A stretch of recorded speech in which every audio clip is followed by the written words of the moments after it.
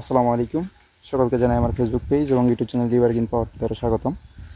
তো যারা জানতে চেয়েছিলেন যে CR28 power tiller red colour বা লাল কালার এবং ব্ল্যাক কালার কালো কালার যেটা আছে সেটার সাথে এটার পার্থক্য কি আছে, তো প্রথমতই এটার হেডলাইটের দিকে আসি।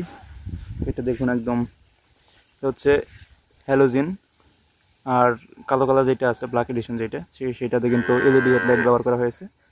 তো এটা হচ্ছে লাইটের দিকটা। দ্বিতীয়ত এটার কালারটা এটা কিন্তু রেড, সেটা সম্পূর্ণ ব্ল্যাক কালার। এমনকি এখানে মোটামুটি স্প্রিং যেটা সেটাই সিট ব্যবহার করা হয়েছে, এটাতেও কোনো পার্থক্য নেই।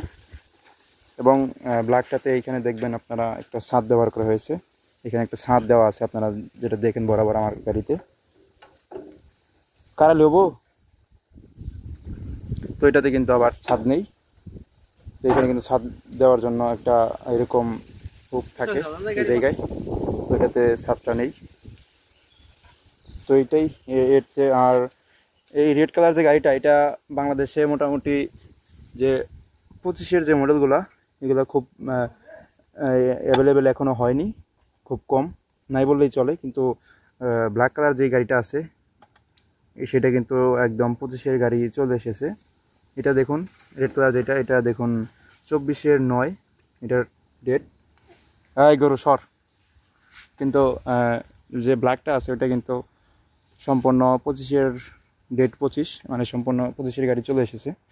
তো এই ছিল মোটামুটি পার্থক্য, এর থেকে বেশি পার্থক্য নেই, আর সব কিছু মোটামুটি একই আছে।